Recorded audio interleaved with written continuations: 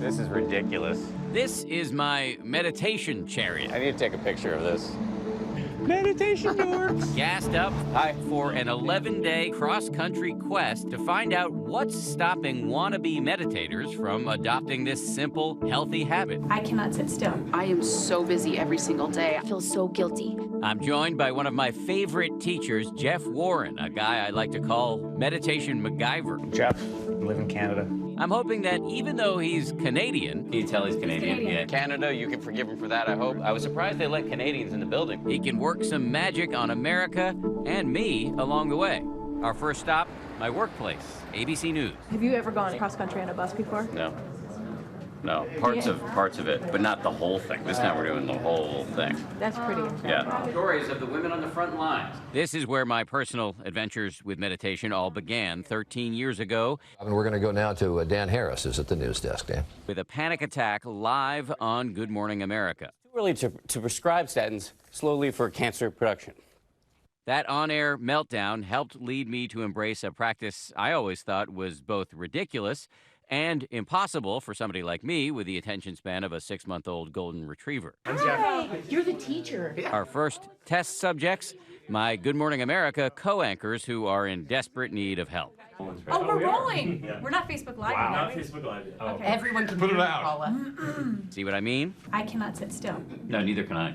ABC's Paula Ferris is the perfect spokesperson for the first myth Jeff and I will encounter on this trip. I can't meditate because my mind won't stop wandering. You can shift, can't you? My back hurts. Here's the good news. Mind wandering is natural and inevitable. Getting distracted and starting again is the whole game. In fact, it's a bicep curl for your brain. Brain scans of meditators show healthy changes in the regions associated with focus. People you have.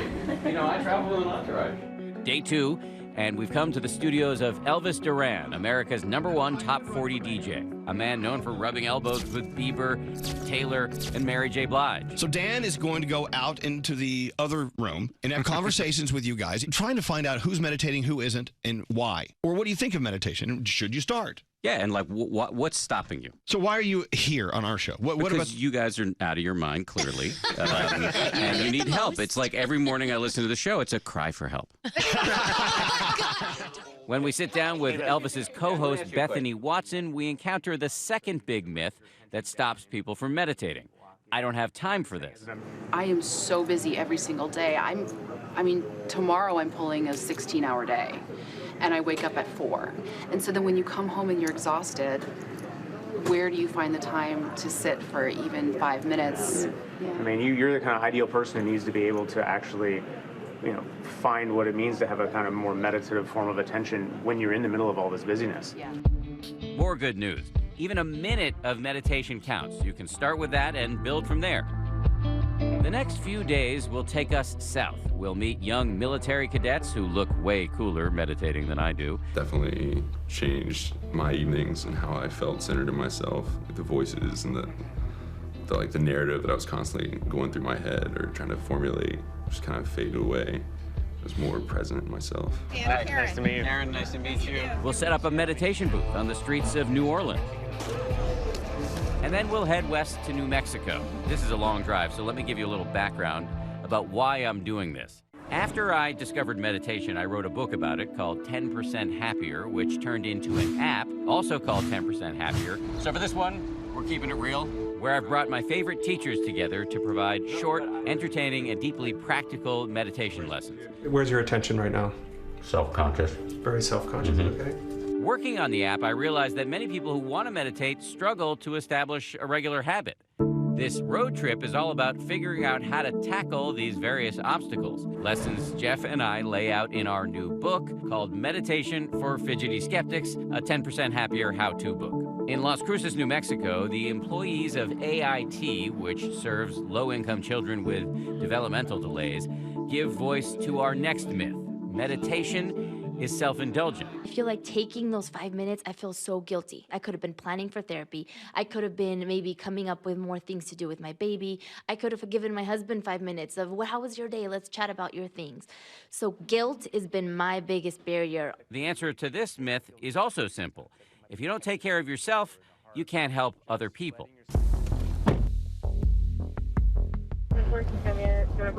He's on 44th Street. Day 9 of the road trip, and Jeff and I are in the back of a squad car in Tempe, Arizona, piloted by Sergeant Raj Johnson. I typically go on the calls that involve more risk. The idea, do you think people think if you're meditating that you're going to kind of go soft a little bit? Correct, absolutely. You know, and so to say, you know, to bring in meditation, be like, what's going on? What are we doing? Sergeant Johnson is suffering from another common misconception about meditation. If I get too happy, I'll lose my edge. His concerns are answered the very next day by his own colleagues who say meditation has made them more effective. Re-enter the stream of the conversation. There's a lot of tensions between the police and the community all over this country right now. I don't think meditation is a cure-all for anything, but do you think this could be a useful tool in the tool bag for dealing with what is a tense situation? I'm 5'2". I'm about 110 pounds.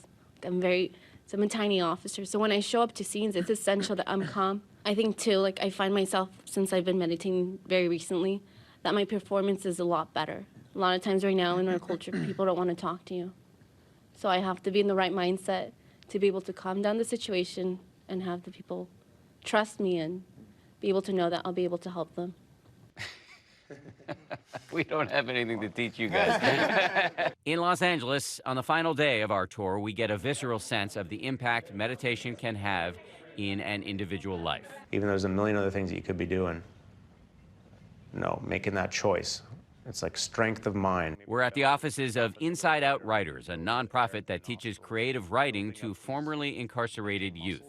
Does everybody feel like they've got something they can write about? Yeah. You guys can write? Let's take. Yeah. All right. Usually everybody writes. Okay, yeah. Everybody writes. We do some writing, and then we hear an emotional reading from Candace Price, who has lived through childhood abuse and incarceration. I haven't had a family member, like, for the past 13 years that actually loved me.